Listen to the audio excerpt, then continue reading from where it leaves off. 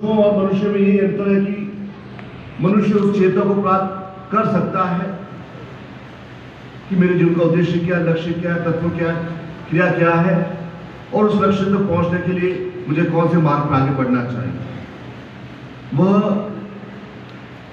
मनुष्य में वह चेतना ईश्वर ने प्रदान की। पशुओं के जीवन में कोई चेतना नहीं, कोई ज्ञान नहीं, कोई गुरु नहीं है, कोई क्रिया नहीं है। हम जन्म लेकर उस चेतना को प्राप्त कर सकते हैं, क्योंकि जीवन एक काल की गति है और जो भी व्यक्ति इस धरा पर जन्मा है उसकी मृत्यु अवश्य निश्चित है, उसका अंत अवश्य निश्चित है। और जो ही हम जन्म लेते हैं हमारी क्रिया मृत्यु की ओर चलने लग जाती है और एक निश्चित अवधि लेकर हम इस धरा पर समाप्त हो जाते हैं।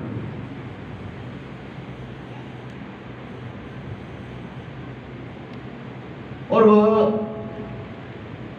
किस प्रकार से हमारे ऐसे गुणों का समावेश हो सके, ऐसी क्रिया का समावेश हो सके, ऐसे चिंतनों का समावेश हो सके कि जिसके माध्यम से हम उस पूर्णता तक पहुंचने का लक्ष्य प्राप्त कर सकें। ऐसे गुणों का समावेश कैसे हो, ऐसी क्रिया हमें कैसे प्राप्त हो, ऐसी चेतना में कैसे प्राप्त हो, ऐसी दिव्यता हमें कैसे प्राप्त हो। और इसके लिए हमें खोजना पड़ता है एक सद्गुरु को, एक ज्ञानी को, तपस्वी को, एक चिंतनवान व्यक्तित्व को। इसलिए हमारे शास्त्रों में कहा गया है, वेदों में पुस्तकों में कहा गया है कि मैं गुरु को इसलिए प्रणाम नहीं करता कि वह शरीरधारी, इसलिए प्रणाम नहीं करता कि वह एक श्रेष्ठ चिंतक है। गुरु को मैं इसलिए प्रणाम करता हूं क्योंकि गुरु ब्रह्मा विष्णु, विष्णु गुरु महेश। अर्थात जिस प्रकार से एक मेरा जन्म हुआ, उस जन्म के माध्यम से मैंने क्या प्राप्त किया, इस जन्म के माध्यम से किसी के जीवन को सुंदर हुआ है, इस जीवन के माध्यम से समाज में कोई परिवर्तन आया है, इस जीवन के माध्यम से क्या मैंने कुछ श्रेष्ठ प्राप्त किया है, इस जीवन के माध्यम से क्या मैं कुछ पूर्णता को प्राप्त कर पाया हूं। क्योंकि यह तो एक बड़ी पार्टी है, माता पिता का जो सहयोग है, माता पिता का मिलन होगा, एक स्त्री पुरुष का मिलन होगा, वहां अवश्य जन्म होगा। लेकिन जन्म लेकर गुरु ब्रह्मा बनकर मुझे पुष्ट करे, तालीम दे, मुझे एक नया जन्म दे, मुझे एक नवीन ज्ञान दे, मुझे नवीन चिंतन दे, भाव दे, क्रिया दे। इसी गुरु को ब्रह्मा कहा गया है कि एक ब्रह्म बनकर, एक ब्रह्म बनकर, क्रिया बनकर मुझे जीवन का वह एक दर्शन दे, वह ज्ञान दे, वह चिंतन दे, परिवर्तन बोध करे, जिसके माध्यम से मैं,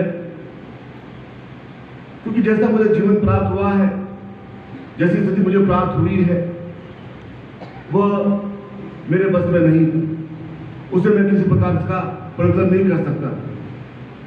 लेकिन इस जन्म में जब मुझे कुछ चेतना प्राप्त हुई है, कुछ शेष भाव जागृत हुए हैं, तो मैं गुरु को प्राप्त कर पाया हूं। तो गुरु मुझे ब्रह्म बनकर मुझे नवीन जीवन दे, एक बीज बनाए, मुझे इस मार्ग पर चलने के लिए प्रेरित करे अपने क्रियाओं के माध्यम से। और गुरु विष्णु बनकर मुझे वह पूर्णता दे, मुझे तेजस्ता दे, वह भौतिक क्रियाएं दे। और शिव बनकर जो मैं कर रहा हूं, जो मैं एक कल्याण करने की क्रिया प्राप्त करना चाहता हूं, वह शिव बनकर मुझे वह चिंतन दे। इसलिए हमारे शास्त्रों में गुरु ब्रह्मा, गुरु विष्णु, गुरु महेश बनकर, क्योंकि शास्त्रों ने न यंत्रों की पूजा की, न कुबेर की पूजा की, न महाविद्याओं की पूजा की, न अन्य देवी देवताओं की पूजा की। शास्त्रों ने केवल ध्यान किया एक गुरु की क्रियाओं, एक गुरु के चिंतनों को, एक गुरु की चेतना,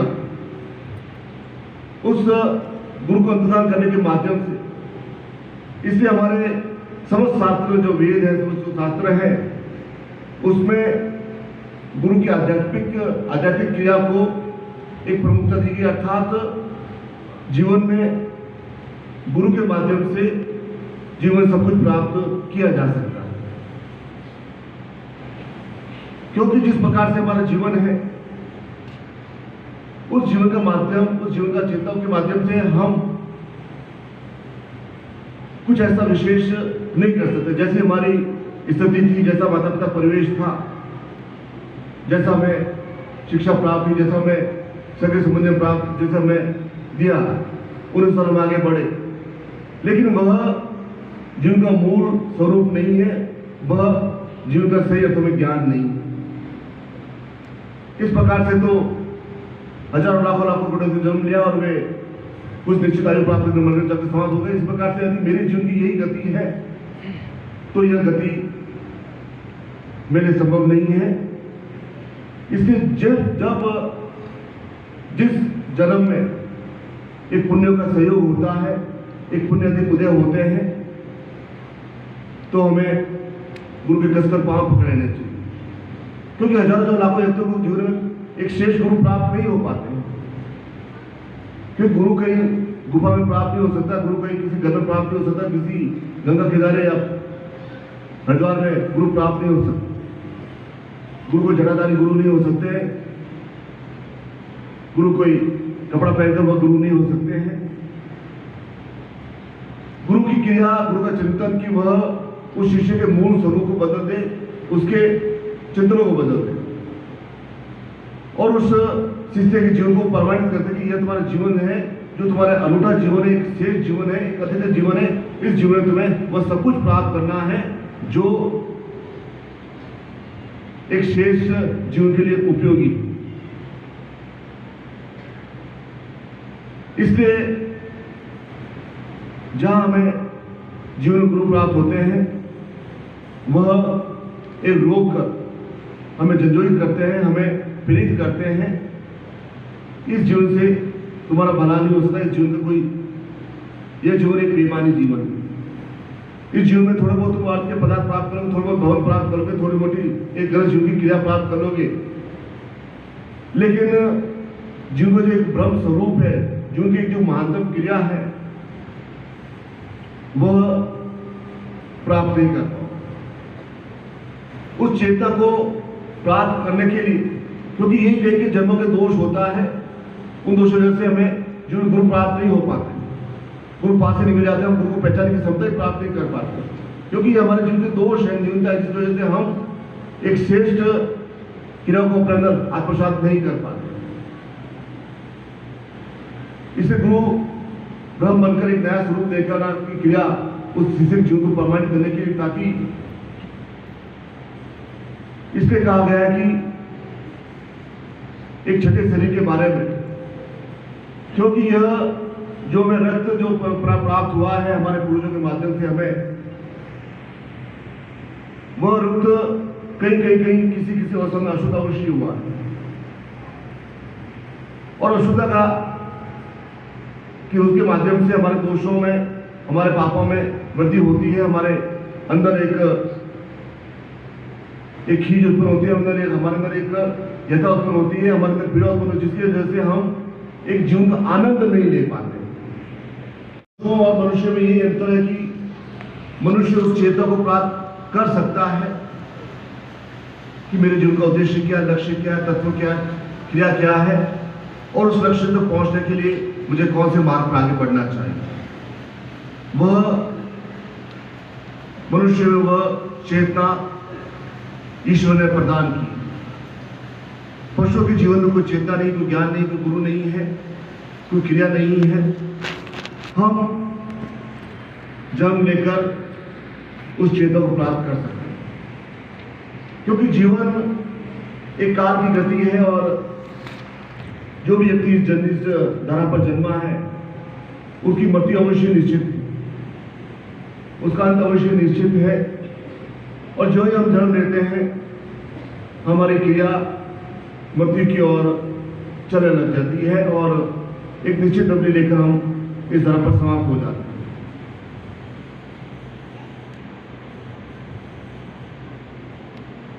और वह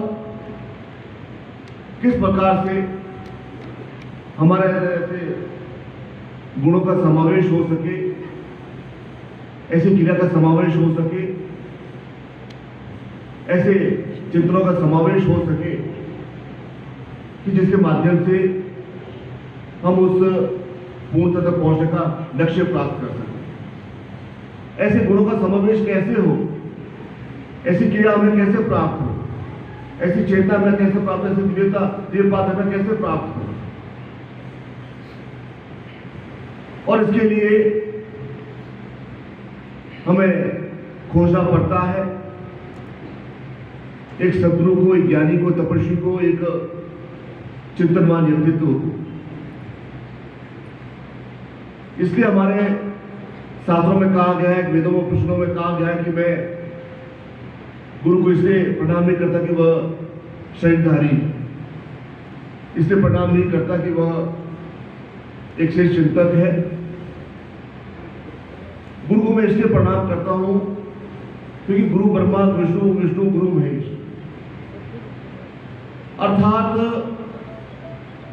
जिस प्रकार से एक मेरा जन्म हुआ, उस जन्म के माध्यम से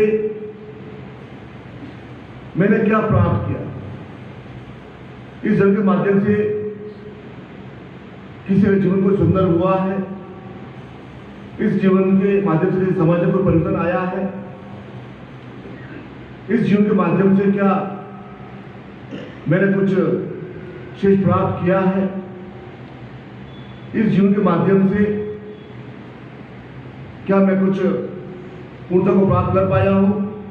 क्योंकि यह तो एक परिपाटी है, माता पिता का जो सहयोग है, माता पिता का मिलन होगा, एक स्त्री पुरुष का मिलन होगा, वहां अवश्य जन्म होगा। लेकिन जन्म लेकर गुरु ब्रह्मा बनकर मुझे पुश करे, तालीम दे, मुझे एक नया जन्म दे, मुझे एक नवीन ज्ञान दे, मुझे एक नवीन चिंतन दे, भाव दे, क्रिया दे। इसी गुरु को ब्रह्मा कहा गया है कि एक ब्रह्म बनकर, एक ब्रह्म बनकर, क्रिया बनकर मुझे जीवन का वह एक दर्शन दे, वह ज्ञान दे, वह चिंतन दे, परिवर्तन बोध कराए, जिसके माध्यम से मैं, क्योंकि जैसा मुझे जीवन प्राप्त हुआ है, जैसी स्थिति मुझे प्राप्त हुई है, वह मेरे बस में नहीं था, उसे मैं किसी प्रकार का परिवर्तन नहीं कर सकता। लेकिन इस जन्म में जब मुझे कुछ चेतना प्राप्त हुई है, कुछ शेष भाव जागृत हुए हैं, तो मैं गुरु को प्राप्त कर पाया हूं। तो गुरु मुझे ब्रह्मा बनकर मुझे नवीन जीवन दे, एक बीज बनाए, मुझे इस मार्ग पर चलने के लिए प्रेरित करे अपने क्रियाओं के माध्यम से। और गुरु विष्णु बनकर मुझे वह पूर्णता दे, मुझे तेजस्विता दे, वह भौतिक क्रियाएं दे। और शिव बनकर जो मैं कर रहा हूं, जो मैं एक कल्याण करने की क्रिया प्राप्त करना चाहता हूं, वह शिव बनकर मुझे वह चिंतन दे। इसलिए हमारे शास्त्रों में गुरु ब्रह्मा, गुरु विष्णु, गुरु महेश बनकर, क्योंकि शास्त्रों ने न यंत्रों की पूजा की, न कुबेर की पूजा की, न महाविद्याओं की पूजा की, न अन्य देवी देवताओं की पूजा की। शास्त्रों ने केवल ध्यान किया एक गुरु की क्रियाओं, एक गुरु के चिंतनों को, एक गुरु की चेतना, उस गुरु को अंतर्धान करने के माध्यम से। इसलिए हमारे समस्त शास्त्र जो वेद है, समस्त शास्त्र है, उसमें गुरु की आध्यात्मिक क्रिया को एक प्रमुखता दी गई। अर्थात जीवन में गुरु के माध्यम से जीवन सब कुछ प्राप्त किया जा सकता है। क्योंकि जिस प्रकार से हमारा जीवन है, उस जीवन का माध्यम, उस जीवन का चेतनाओं के माध्यम से हम कुछ ऐसा विशेष नहीं कर सकते। जैसे हमारी स्थिति थी, जैसा माता पिता परिवेश था, जैसा हमें शिक्षा प्राप्त हुई, जैसा हमें सगे संबंध प्राप्त, जैसा हमें दिया, उन अनुसार हम आगे बढ़े। लेकिन वह जीवन का मूल स्वरूप नहीं है, वह जीवन का सही अर्थों में ज्ञान नहीं। इस प्रकार से तो हजारों लाखों करोड़ों से जन्म लिया और वे कुछ निश्चित आयु प्राप्त करके मर गए, जब समाप्त हो गए। इस प्रकार से यदि मेरे जीवन की यही गति है तो यह गति मेरे संभव नहीं है। इसलिए जब जिस जन्म में एक पुण्य का सहयोग होता है, एक पुण्य अधिक उदय होते हैं, तो हमें गुरु के कसकर पांव पकड़ लेने चाहिए। क्योंकि हजारों लाखों व्यक्तियों को जीवन में एक श्रेष्ठ गुरु प्राप्त नहीं हो पाते हैं। क्योंकि गुरु कहीं गुफा में प्राप्त नहीं हो सकता, गुरु कहीं किसी घर में प्राप्त नहीं हो सकता, किसी गंगा किनारे या हरिद्वार में गुरु प्राप्त नहीं हो सकता। गुरु को जटाधारी गुरु नहीं हो सकते, गुरु कोई कपड़ा पहनकर वह गुरु नहीं हो सकते हैं। गुरु की क्रिया, गुरु का चिंतन कि वह उस शिष्य के मूल स्वरूप को बदल दे, उसके चिंतनों को बदल दे और उस शिष्य के जीवन को प्रमाणित करते कि यह तुम्हारा जीवन है, जो तुम्हारा अनूठा जीवन है, एक श्रेष्ठ जीवन है, एक अद्वितीय जीवन है। इस जीवन में तुम्हें वह सब कुछ प्राप्त करना है जो एक श्रेष्ठ जीवन के लिए उपयोगी। इसलिए जहां हमें जीवन गुरु प्राप्त होते हैं, वह एक रोक कर हमें जंजोरित करते हैं, हमें प्रेरित करते हैं। इस जीवन से तुम्हारा भला नहीं हो सकता, इस जीवन का कोई, यह जीवन एक बेईमानी जीवन है। इस जीवन में थोड़ा बहुत तुम अर्थ के पदार्थ प्राप्त करोगे, थोड़ा बहुत भवन प्राप्त करोगे, थोड़ी मोटी एक गलत जीवन की क्रिया प्राप्त कर लोगे, लेकिन जीवन का जो एक ब्रह्म स्वरूप है, जीवन की जो महानतम क्रिया है, वह प्राप्त नहीं कर पाओ। उस चेतना को प्राप्त करने के लिए, क्योंकि यही कई के जन्मों के दोष होता है, उन दोषों से हमें जीवन गुरु प्राप्त नहीं हो पाते। गुरु पास से निकल जाते हैं, हम गुरु को पहचानने की क्षमता ही प्राप्त नहीं कर पाते, क्योंकि हमारे जीवन के दोष है, न्यूनता है, जिस वजह से हम एक श्रेष्ठ क्रिया को अपने अंदर आत्मसात नहीं कर पाते। इसे गुरु ब्रह्म बनकर एक नया स्वरूप देकर आपकी क्रिया उस शिष्य जीवन को प्रमाणित करने के लिए, ताकि इसलिए कहा गया है कि एक छठे शरीर के बारे में, क्योंकि यह जो हमें रक्त जो प्राप्त हुआ है हमारे पूर्वजों के माध्यम से, हमें वह रक्त कहीं किसी अवसर में अशुद्ध अवश्य हुआ है। और अशुद्धता का कि उसके माध्यम से हमारे दोषों में, हमारे पापों में वृद्धि होती है, हमारे अंदर एक खीज उत्पन्न होती है, हमारे अंदर एक यथा उत्पन्न होती है, हमारे अंदर पीड़ा उत्पन्न होती है, जिसकी वजह से हम एक जीवन का आनंद नहीं ले पाते। एक घास के तिनको भी अगर व्यर्थ में नहीं उगा है, तो इस मनुष्य शरीर को यदि उत्पन्न किया है तो जरूर कोई विशेष उद्देश्य अवश्य होगा। लेकिन जहां रक्त अशुद्ध अवस्था में होता चला जाता है, वहां जिसके माध्यम से मनुष्य अपने जीवन में सही अपने ज्ञान को प्राप्त नहीं कर पाता, सही विवेचन को प्राप्त नहीं कर पाता। वह हर समय एक अज्ञानी बना रहता है। वह जानता है कि मुझे वह प्राप्त करना है, लेकिन वह जब वह विषय वस्तु में संलग्न रहता है, वह अन्य क्रियाओं में संलग्न रहता है, वह एक सुख की कामना के लिए वह संलग्न रहता है, तो वह दूसरे जीवन को प्राप्त नहीं कर पाता, वह दूसरी क्रिया को प्राप्त करने में असमर्थ रहता है। क्योंकि यह जो मार्ग है, यह मार्ग एक बहुत ही कठिन मार्ग है। इस मार्ग पर एक शत्रु रूपी अवश्य क्रिया होगी, चाहे वह शत्रु हमारे सगे संबंधी हो, चाहे वह मित्र हो, चाहे वह स्वजन हो, चाहे पति पत्नी हो, चाहे माता पिता हो, क्योंकि वे जैसा वे जीवन जिया वैसे भी जीवन चाहते हैं, जैसे वे बनाना चाहते हैं कि यह भी हमारी तरह बना रहे। हम हर तरह उस दोषों के लिए हमारे साथ छोटी मोटी क्रियाएं करें, क्योंकि उन्हें वैसे ज्ञान प्राप्त हुआ है, उन्हें वैसे चिंतन प्राप्त हुआ है, वह उसी के क्रिया अनुसार वह कार्य करते हैं। लेकिन जो शेषम व्यक्तित्व होते हैं, जो पुण्याय व्यक्तित्व होते हैं, जो साहसी व्यक्तित्व होते हैं, वे समाज की परवाह नहीं करते हैं, वे अपने स्वजनों की परवाह नहीं करते हैं, वे इस गुण के मार्ग पर आगे बढ़ते दिन बाद आगे बढ़ते चले जाते हैं। और वह अन्य पास व्यक्ति कहते हैं कि तुम्हें इसे क्या प्राप्त हो जाएगा, तुम्हें यह कमाना चाहिए, तुम्हें यह श्रद्धा उत्पन्न करनी चाहिए,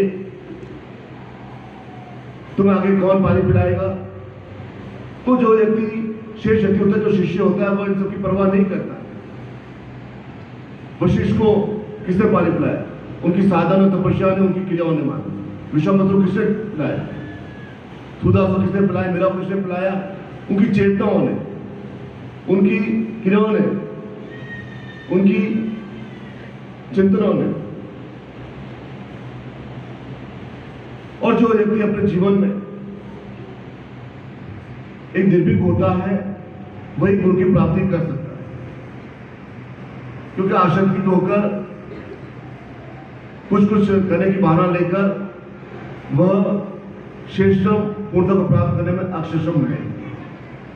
एक बिल्ला होने की, एक आशा करने की क्रिया करना है। इससे गुरु जब गुरु मंत्र देता है, तो गुरु मंत्र केवल एक ध्यान का मंत्र नहीं है।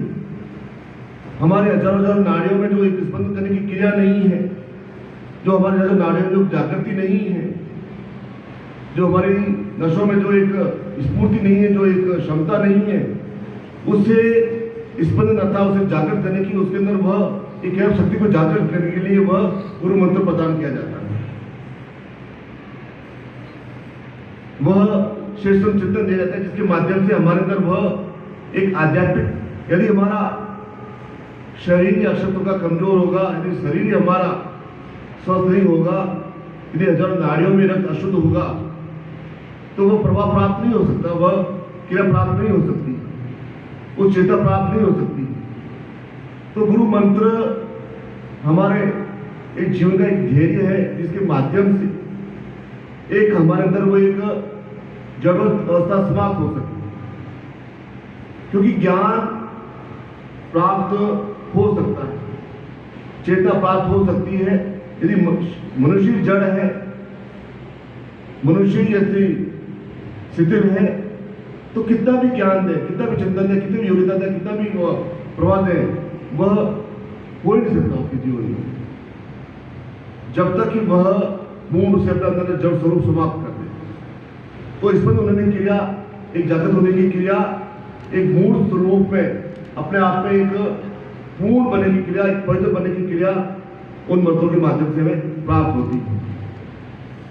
क्योंकि अंदर विद्या है, अंदर है ज्ञान, अंदर है जागृति, अंदर है, लेकिन वह एक विस्फोटक स्थिति में नहीं, वह एक जागृत अवस्था में नहीं, वह एक पूर्ण अवस्था में नहीं।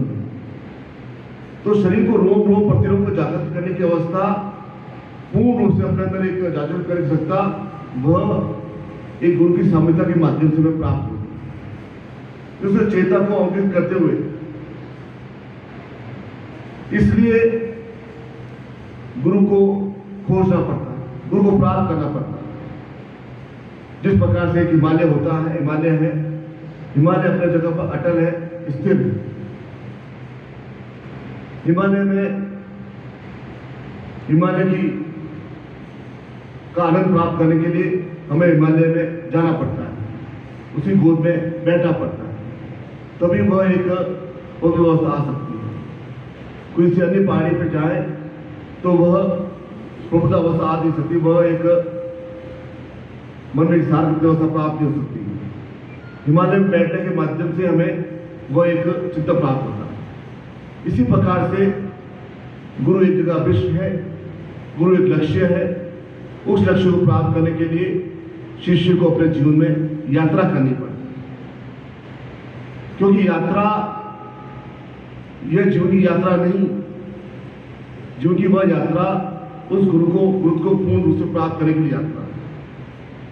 जिस प्रकार से एक नदी अपने आगे बढ़ती है, नदी जब एक बूंद का स्वरूप होती है, बूंद अर्थात जब एक समुद्र में जब गर्मी पैदा होती है तो वो एक बूंद बनती है और हजारों बूंद मिलकर एक बादल का रूप लेते हैं। और वो बादल जब आसमान के ऊपर होता है तो उमड़ता रहता है, घूमता रहता है।